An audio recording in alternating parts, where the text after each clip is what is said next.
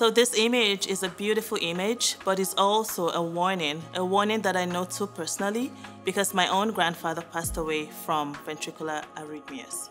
It was a traumatic event, but it led me to ask more questions as to why this happened, how it happened, and what are the current therapies that are available, and how can we work on improving these therapies for future generations. I look forward to the day that there are better therapies to treat a lot of heart failure and a lot of these cardiac events, and I am so hopeful that this is going to happen sometime soon. My work is focusing on developing microfluidic capabilities, and some of those, for example, would be capturing a single cell within a droplet so that you can sequence its genetic information. I feel that it is important to provide technology that can help improve people's daily lives or improve the way people are interacting and keeping people safe and healthy. When people see my image, I want them to feel like hope of a new beginning.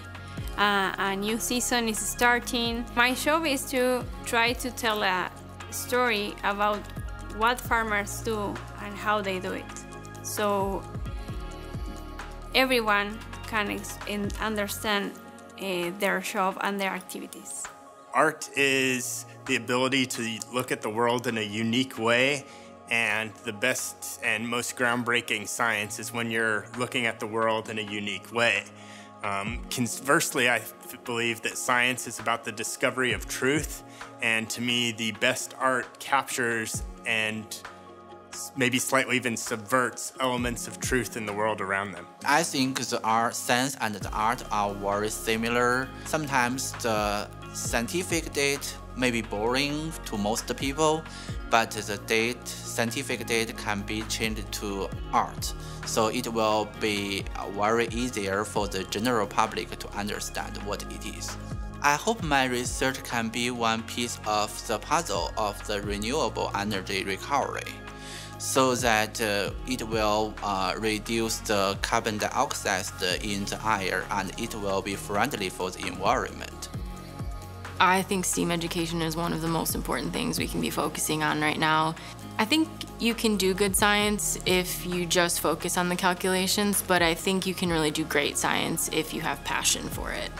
I think passion really helps drive people to put in the extra effort and want to, just go the extra mile to do things right.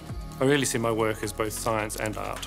I love the sense of discovery, but I also like seeing the beauty in life, in the things we look at. I mean, each one has its own beauty, and I think finding new things out, whether it's from an image or whether it's from a discovery, a genetic discovery, they all provide some level of excitement in different ways. I study the atria, which are these upper chambers of the heart right here, and I specifically study when it goes into atrial fibrillation, which is when these upper chambers are beating irregular.